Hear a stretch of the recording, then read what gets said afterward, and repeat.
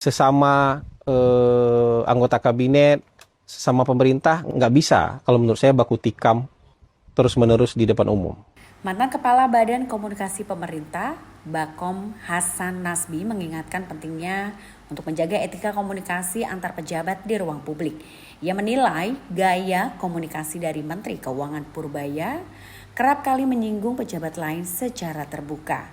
Hal tersebut berdampak buruk pada citra dan juga soliditas pemerintahan.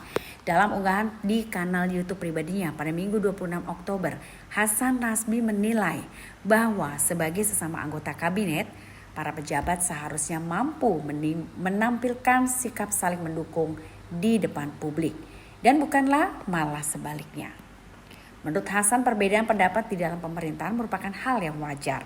Namun, sekali lagi ia menegaskan bahwa perbedaan itu semestinya disampaikan melalui mekanisme internal dan bukanlah di hadapan publik yang dapat menafsirkan berbagai hal secara liar. Sesama anggota kabinet, sesama pemerintah, nggak bisa kalau menurut saya baku tikam terus-menerus di depan umum. Karena itu akan melemahkan pemerintah.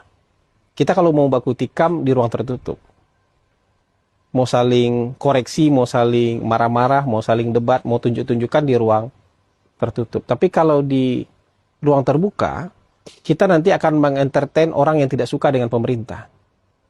Kemudian mengatakan, wah ini bagus nih, mengentertain orang yang tidak suka dengan pemerintah. Mungkin kita nggak dapat cercaan, makian dari pendukung pemerintah karena mereka menahan diri.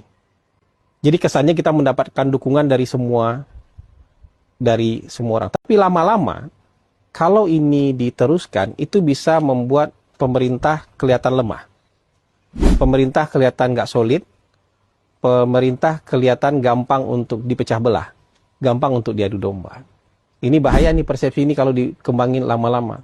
Misalnya menteri berantem sama gubernur. Itu mungkin hari ini kita melihatnya jadi hiburan. Nggak apa-apa sementara. Karena waktunya masih sebentar.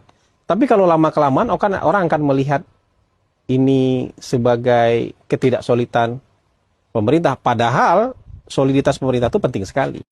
Konsolidasi kekuasaan itu penting sekali. Jadi nggak bisa berlarut-larut kayak gitu. Maksudnya kalau ceplas-ceplosnya mengenai atau kelugasan itu mengenai kebijakan dan lain-lain nggak apa-apa.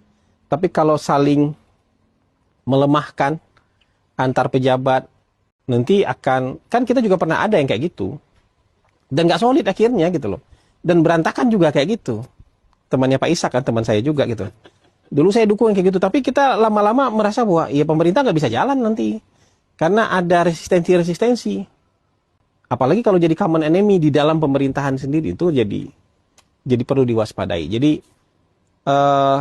saya ngerasa beliau harusnya nanti sadar dan kemudian menahan diri untuk kemudian tidak saling silang sengketa dengan sesama pemerintah di ruang publik.